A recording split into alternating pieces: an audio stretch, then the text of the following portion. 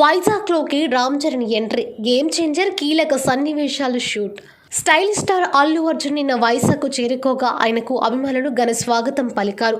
Pushpa the rule చిత్రంలోని కొన్ని కీలక సమావేశాలను నేటి నుంచి నగర పరిసర ప్రాంతాల్లో షూట్ చేయనున్నారు.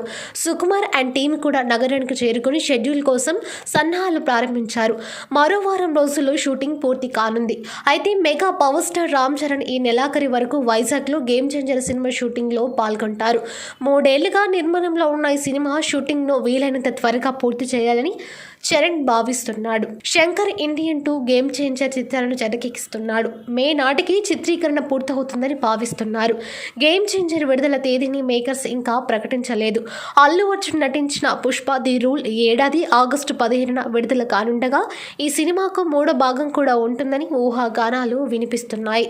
మైత్రి మూవీ మేకర్స్ యాక్షన్ డ్రామాపై భారీ అంచనాలు పెట్టుకున్నారు.